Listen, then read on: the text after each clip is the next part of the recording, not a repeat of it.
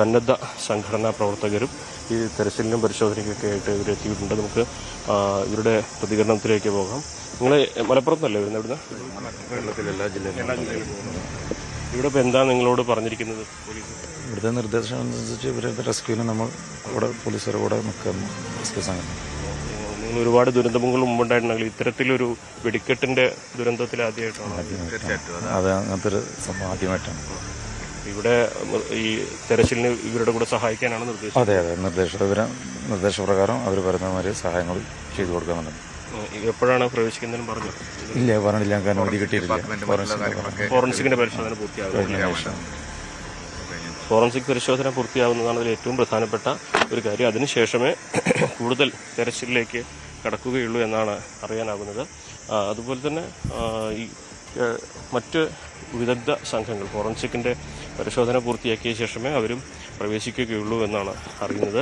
എന്നാണെങ്കിലും ഇന്നത്തെ ഒരു പകലിൽ പ്രധാനപ്പെട്ടതാണ്, പ്രത്യേകിച്ച് ഈ ദുരന്തത്തിന്റെ പിറ്റേ ദിവസമായതുകൊണ്ട് തന്നെ ഇന്ന് ശേഖരിക്കുന്ന തെളിവുകളും ഇന്ന് ഇവിടെ നിന്ന് കണ്ടെത്താൻ കഴിയുന്ന വിവരങ്ങളൊക്കെയാണ് ഈ ദുരന്തത്തിന്റെ വ്യാപ്തി എത്രമാത്രമുണ്ടെന്ന് മനസ്സിലാക്കാൻ സഹായിക്കുക. നമുക്കിപ്പോഴും കാണാം ഇവിടെയൊക്കെ ഈ പുകഞ്ഞുകൊണ്ടിരിക്കുന്നത് ഇവിടെയൊക്കെ കാണാം. ഇവിടെയൊക്കെ ചെറിയ ഷെഡുകളായിരുന്നു. ഈ ഷെഡുകൾക്കുള്ളിലായിരുന്നു വെടിക്കെട്ടിന്റെ സാമഗ്രികളൊക്കെ, പടക്കവും മറ്റുമൊക്കെ നിർമ്മിച്ചിരുന്നത്. അതെല്ലാം തന്നെ പൂർണ്ണമായും കത്തിയമർന്നു പോയ ഒരു സാഹചര്യമാണ്. ഇവിടെ ഒന്നും നമുക്ക് അവരുടെ വെടിക്കെട്ടിന്റെ കോപ്പിന്റെ അവശിഷ്ടങ്ങളും മറ്റും ആണ് ഇവിടെ കാണാനാകുന്നത്. ഇവിടെയൊക്കെ ബൈക്കുകളും സ്കൂട്ടറും ഒക്കെ ഉണ്ടായിരുന്നു. അതിൻ്റെയൊക്കെ കത്തിയമർന്ന അവശിഷ്ടങ്ങൾ നമുക്കിവിടെ കാണാൻ കഴിയുന്നുണ്ട്. 5000-ലേറെ ടൺ വെടിമരുന്ന് ഈ ഒരു വെടിക്കെട്ടിന്റെ ആവശ്യത്തിന് വേണ്ടി സജ്ജമാക്കിയിരുന്നതാണ്. അതാണ് പൂർണ്ണമായിട്ടും. ഇപ്പോൾ നമുക്ക് ഇവിടെ കാണാൻ ദൃശ്യങ്ങൾ കാണാം. കേന്ദ്രമന്ത്രി തൃശ്ശൂർ MP-യുമായ സുരേഷ് ഗോപി ദുരന്ത സ്ഥലത്തേക്ക് എത്തുന്നുണ്ട്.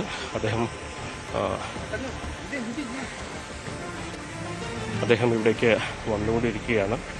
ഈ സ്ഥലം സന്ദർശിക്കാൻ കേന്ദ്രമന്ത്രി സുരേഷ് ഗോപി എത്തുന്നതിൻ്റെ ദൃശ്യങ്ങളാണ് നമ്മൾ കാണുന്നത്. നേരത്തെ തന്നെ കേന്ദ്രം ദുരന്തത്തിൽ മരണമടഞ്ഞവർക്ക് 2 ലക്ഷം രൂപയുടെ സഹായം പ്രഖ്യാപിച്ചിരുന്നു. ഈ ദുരന്തത്തിന്റെ വ്യാപ്തി അത് പൂർണ്ണമായും മനസ്സിലാക്കുവാനാണ് അദ്ദേഹം ഇപ്പോൾ എത്തിയിരിക്കുന്നത്. കേന്ദ്രത്തിന്റെ ഭാഗത്തു നിന്നുള്ള തുടർ നടപടികൾക്കൊക്കെ അദ്ദേഹത്തിന്റെ സന്ദർശനവും മറ്റുമൊക്കെ പ്രധാനപ്പെട്ട ഒന്ന് തന്നെയാണ്. അദ്ദേഹം സ്ഥലത്തേക്കുള്ളിലേക്ക് പ്രവേശിക്കുന്നതിൻ്റെ ദൃശ്യമാണ് നമ്മൾ കാണുന്നത്. സ്ഥലം സന്ദർശിച്ച ശേഷം അദ്ദേഹം മാധ്യമങ്ങളോട് പ്രതികരിക്കുമെന്നാണ് നമ്മൾ കരുതുന്നത്. എന്താണെങ്കിലും ഈ ഒരു ദുരന്തമുഖത്ത് എപ്പോഴും ഒന്നായി നിൽക്കുന്ന ഒരു ശീലം മലയാളികൾക്കുണ്ട്. അതുതന്നെയാണ് ഇവിടെയും നമ്മൾ പ്രതീക്ഷിക്കുന്നത്. വലിയ ഒരു ദുരന്തമാണ് ഈ തൃശ്ശൂർ പൂരത്തിന് മുന്നോടിയായി ഈ വെടിക്കെട്ട് പുരയിൽ സംഭവിച്ചിട്ടുള്ളത്. സമാനതകളില്ലാത്ത ദുരന്തം എന്നൊക്കെ പറയാം. തൃശ്ശൂർ പൂരത്തിന്റെ ചരിത്രത്തിലും ഇത്രയും അധികം ആളുകൾക്ക് ജീവൻ നഷ്ടപ്പെട്ട മറ്റൊരു ദുരന്തം ഉണ്ടായിട്ടില്ല. അതൊക്കെ പൂരത്തിന്റെ മുന്നോടിയായിട്ട് ഒരിക്കൽ ഒരു വെടിക്കെട്ട് പുര കത്തിയതല്ലാതെ അന്നൊന്നും ജീവഹാനി റിപ്പോർട്ട് ചെയ്തിട്ടുണ്ടായിരുന്നില്ല. പൂരത്തിന്റെ സമയത്താണ് പിന്നീട് വെടിക്കെട്ടിനിടയിൽ ദുരന്തമുണ്ടായി ജീവൻ നഷ്ടപ്പെട്ടത്. അത് 1978 ഉണ്ടായിട്ടുണ്ട്, 1984 ഉണ്ടായിട്ടുണ്ട്, ഏറ്റവും അവസാനം 2007 ഉണ്ടായിട്ടുണ്ട്. പക്ഷേ അതൊന്നും ഇത്രമാത്രം ജീവനെടുക്കുന്ന തരത്തിലായിരുന്നില്ല. ഇത് എന്താണ് ഈ അപകടത്തിലേക്ക് നയിച്ചത് എന്ന ചോദ്യം അതിപ്പോഴും ഉത്തരം കിട്ടാതെ ശേഷിക്കുകയാണ്. കൊടും ചൂട് തന്നെയാകാം കാരണമെന്നാണ് പ്രാഥമികമായിട്ട് വിലയിരുത്തുന്നത്. കാരണം നമുക്കറിയാം 36-38 ഡിഗ്രി ചൂടാണ് കഴിഞ്ഞ ദിവസങ്ങളിലൊക്കെ തന്നെ ഇവിടെ ഉണ്ടായിട്ടുള്ളത്.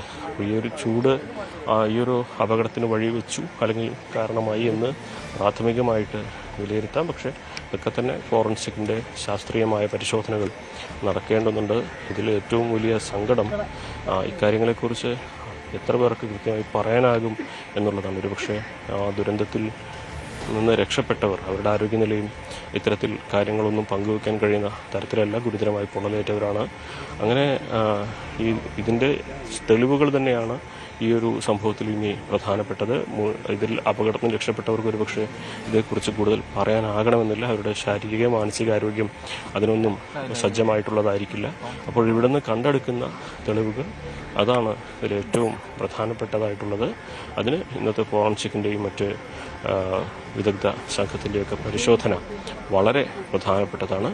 അല്പസമയത്തിനകം തന്നെ ആ നടപടികളിലേക്ക് കടക്കും. എന്താണെങ്കിലും കേന്ദ്രമന്ത്രി സുരേഷ് ഗോപി ഇപ്പോൾ കളക്ടറുമായിട്ടും കമ്മീഷണറുമായിട്ടും ഒക്കെ ഈ കാര്യങ്ങളെക്കുറിച്ച് വിവരങ്ങൾ ചോദിച്ചറിയുകയാണ്. അദ്ദേഹം അതിനുശേഷം മാധ്യമങ്ങളോട് പ്രതികരിക്കുമെന്നാണ് നമ്മൾ കരുതുന്നത്. രഞ്ജിത്ത്. ചൊവ്വാഴ്ച വൈകിട്ട് ഉണ്ടായ പൊട്ടിത്തെറി 2 മണിക്കൂറോളം നീണ്ടു. അത്ര വലിയ പൊട്ടിത്തെറിയാണ്. ഇപ്പോൾ അനുമോദിൻ്റെ ക്യാമറ കാണിച്ച ദൃശ്യങ്ങൾ അവിടെ ഇപ്പോഴും പുകച്ചുരുളുകൾ ഉയരുന്നത് കാണാം. അതിനുശേഷവും തീയണയ്ക്കാനായത് 5.5 മണിക്കൂറിന് ശേഷമാണ് എന്നുള്ളതാണ് ഏറ്റവും ഈ അപകടത്തിൻ്റെ ഒരു വ്യാപ്തിയെക്കുറിച്ചുള്ള ഒരു ധാരണയിലെത്തിക്കുന്നത്. 500 മീറ്ററിനുള്ളിൽ 50ഓളം വീടുകൾക്ക് സ്ഫോടനങ്ങളിൽ നാശനഷ്ടമുണ്ടായി. മിക്കവാറും വീടുകളുടെ ജനൽ ചില്ലകൾ തകർന്നു. ഓടിട്ട വീടുകളുടെ മേൽക്കൂര തകരുന്നു. അങ്ങനെ അതിശക്തമായ സ്ഫോടനം. ആദ്യമൊക്കെ ഇവിടുത്തെ സമീപവാസികൾ വിചാരിച്ചിരുന്നത് ഭൂമികുലുക്കമാണ് എന്നും മറ്റുമാണ്. പക്ഷേ അതിനുശേഷം ഇത്തരത്തിൽ കാര്യങ്ങളുടെ യാഥാർത്ഥ്യത്തിലേക്ക് എത്തിയപ്പോഴേക്കും നിരവധി ജീവനുകൾ നഷ്ടമാക്കി കഴിഞ്ഞു. ചാക്കിലാക്കിയാണ് ശരീരഭാഗങ്ങൾ മെഡിക്കൽ കോളേജിലേക്ക് മുണ്ടത്തിക്കോട് വെടിക്കെട്ട് അപകടത്തിൽ ഉൾപ്പെട്ടവരുടെയും മൃതദേഹങ്ങൾ ചാക്കിൽ കെട്ടിയാണ് ഗവൺമെൻറ് മെഡിക്കൽ കോളേജിലേക്ക് എത്തിച്ചത്. ചിലരുടെയൊക്കെ ശരീരം പകുതി മാത്രമാണ് ഉണ്ടായിരുന്നത്. അത്തരത്തിൽ ജീവനുള്ളവരാണോ മരിച്ചവരാണോ എന്ന കാര്യത്തിലൊന്നൊരു വ്യക്തതയില്ലാതെ വല്ലാത്ത ഒരവസ്ഥയിലായിരുന്നു കാര്യങ്ങൾ എന്നുള്ളതാണ് ഒരു വിഷമാവസ്ഥ സൃഷ്ടിച്ചത്. മുണ്ടത്തിക്കോട് പാതിരക്കോട് ക്ഷേത്രത്തിന് സമീപത്തെ കുട്ടംകുളം പാടശേഖരത്താണ് ഈ വലിയ ദുരന്തം സംഭവിച്ചത്. നമ്മൾ ദൃശ്യങ്ങൾ കാണുന്നത് കേന്ദ്രമന്ത്രി സുരേഷ് ഗോപി സംഭവസ്ഥലത്ത് എത്തിയിട്ടുണ്ട്. ഉദ്യോഗസ്ഥരുമായി സംസാരിക്കുന്നു. 2 ലക്ഷം രൂപ ഇതിനകം കേന്ദ്ര സർക്കാർ മരിച്ചവരുടെ ആശ്രിതർക്ക് നഷ്ടപരിഹാരം പ്രഖ്യാപിച്ചിട്ടുണ്ട്. 50,000 രൂപയാണ് പരിക്കേറ്റവർക്ക് ഇപ്പോൾ നഷ്ടപരിഹാരമായി കേന്ദ്രം നൽകിയിരിക്കുന്നത്.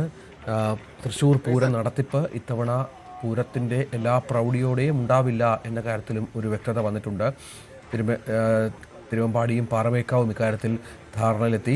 സർക്കാരിൻ്റെ കൂടുതൽ അനുമതിക്കായി ഇതുമായി ബന്ധപ്പെട്ട നിർദ്ദേശത്തിനായി കാത്തിരിക്കുകയാണ്. ഈ മരിച്ചവരുടെ ഓർമ്മ, ദുരന്തത്തിൽപ്പെട്ടവരുടെ ഓർമ്മ അത് വല്ലാതെ തൃശ്ശൂരിനെ പൊള്ളിക്കുന്നുണ്ട്.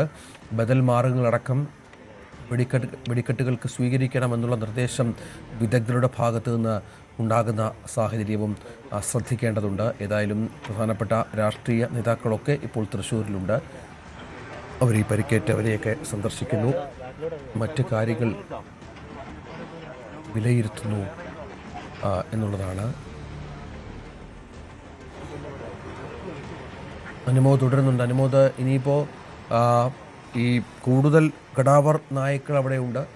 കൂടുതൽ മരണം സംഭവിച്ചോ എന്ന് അറിയണം. അതിൻ്റെ വ്യക്തത പറയണമെങ്കിൽ കുറച്ച് കാലമെടുക്കും, സംശയമില്ല. കുറച്ച് സമയമെടുക്കും, സംശയമില്ല. കാരണം അത്രത്തോളം ചിന്നിച്ചിതറിയ നിലയിലായിരുന്നു മൃതദേഹങ്ങൾ. 7 പേരുടെ മൃതദേഹങ്ങൾ മാത്രമാണ് എന്ന് മനസ്സിലാക്കുന്നു പൂർണ്ണ രൂപത്തിൽ കിട്ടിയത്. 9 മൃതദേഹ അവശിഷ്ടങ്ങളാണ് ലഭ്യമായത് എന്നും നമുക്ക് മനസ്സിലാക്കാൻ സാധിക്കുന്നുണ്ട്. 6 പേരെ മാത്രം തിരിച്ചറിയുന്നു.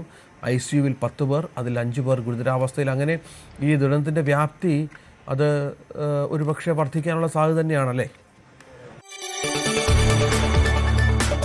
കൂടുതൽ വാർത്തകൾക്ക് News 18 Keralam YouTube channel subscribe ചെയ്യുക.